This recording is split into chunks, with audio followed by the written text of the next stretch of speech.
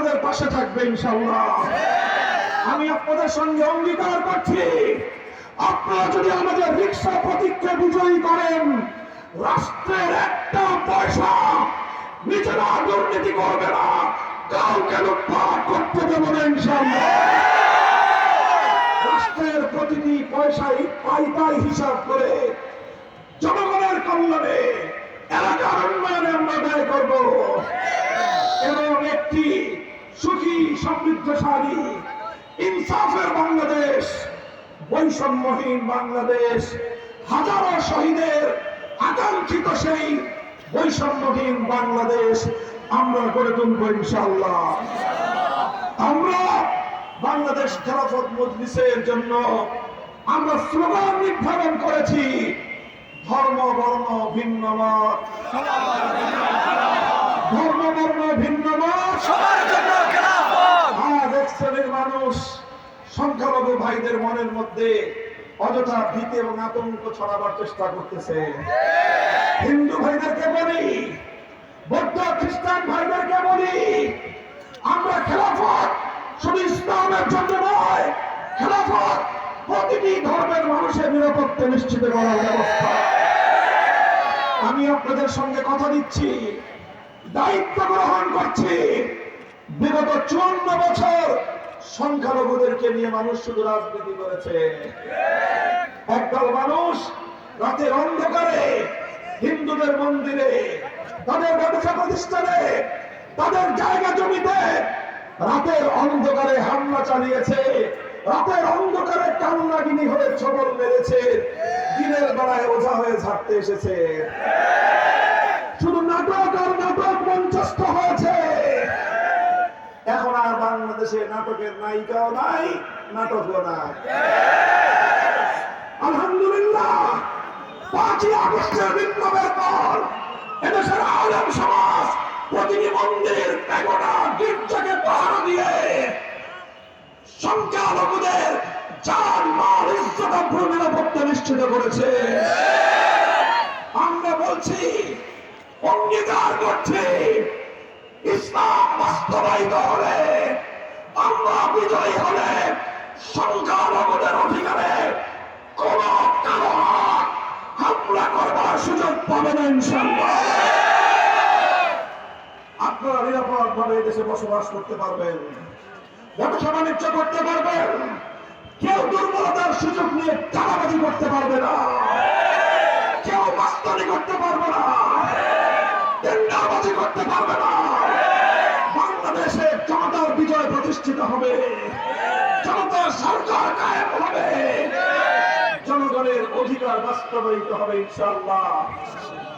আমরা তাই প্রতীক হিসেবে নির্ধারণ করেছি মেহনতি মানুষের প্রতীক, রিকশা মার্কার প্রতীক। বাংলাদেশে ক্ষমতার বদল হলে শিল্পপতিদের ভাগ্যের পরিবর্তন হয়, ক্ষমতার বদল হলে রাজনৈতিক নেতাদের ভাগ্যের পরিবর্তন হয়।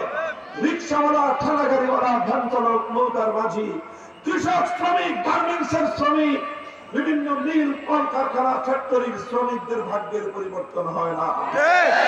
আমরা দায়িত্ব নিয়ে বলছি ইনশাআল্লাহ, আর এই কৃষক, শ্রমিক, মেহনতি মানুষের, গরিব মানুষের রক্ত শোষণ করা রাষ্ট্র ব্যবস্থা আমরা পরিবর্তন করে দেব ইনশাআল্লাহ। ইনশাআল্লাহ বাংলাদেশ সামনের বাংলাদেশে পরিণত হবে। আমরা আমাদের হাতকে শক্তিশালী করবেন তো ইনশাআল্লাহ। আপনারা আমাদের প্রতীকে যতগুলো ভোট দিবেন, প্রতিটি ভোটের বিনিময়ে সংসদের উচ্চ কক্ষেও আমরা আসন পাব। শুধু রিকশার প্রতীকে আপনার শামসুল ইসলাম রহমানী সাহেবী এমপি হবেন তা নয়, তিনিও যেমন এমপি হবেন, সংসদের উচ্চ কক্ষেও আমাদের প্রার্থী নির্বাচিত হবে ইনশাআল্লাহ। তাই আপনারা আমাদের এই অগ্রযাত্রায় দেখুন, আমি পরিষ্কার করছি আপনাদের সামনে, প্রতিশ্রুতি দিচ্ছি আমি আপনাদের সামনে, দেশ, জাতি এবং ইসলামের প্রশ্নে কারোর সাথে আমরা আপোষ করব না। আমরা বছরের পর বছর কারো নির্যাতন ভোগ করেছি, অন্ধকার কারো প্রকোষ্ঠ দিন গুজরান করেছি, দেশ জাতি এবং ইসলামের প্রশ্নে কোন স্বৈরাচারের হুমকির সামনে মাথা নত করি না। আগামীতে ইনশাআল্লাহ দায়িত্ব পেলে দেশ জাতি জনগণের ইসলামের উন্নয়নের ক্ষেত্রে শেষ রক্তবিন্দু দিয়ে আমরা চেষ্টা চালিয়ে যাব ইনশাআল্লাহ। আমাদের এই সমাবেশ প্রমাণ করে শুধু হুজুর এবং আলেম ওলামা নয়, বিপুল পরিমাণ যুবক সমাজ, ছাত্র সমাজ, মেহনতি মানুষ, রিকশাওয়ালা ভাইরা আমাদের কাতারে সামিল হয়েছে। তাই আজ ইসলাম বিদ্বেষীদের মাথা খারাপ। আমরা শুধু আলেম ওলামাদের জন্য রাজনীতি করি না, শুধু হুজুরদের জন্য রাজনীতি করি না। বাংলাদেশের প্রতিটি রিকশাওয়ালা বাংলাদেশ খেলাফত মজলিসের কর্মী হিসেবে কাজ করবে। আমরা আপনাদের জন্য জাতীয় সংসদে কথা বলবো, আপনাদের প্রতীক নিয়ে আপনাদের প্রতিনিধি হিসেবে প্রতিনিধিত্ব করবো ইনশাআল্লাহ। ইনশাআল্লাহ এবার জনগণের প্রতিনিধিত্ব নিশ্চিত হবে ইনশাআল্লাহ। থাকবেন তো আমাদের সাথে ইনশাআল্লাহ। আল্লাহ আমাদের সকলকে তৌফিক দান করুন।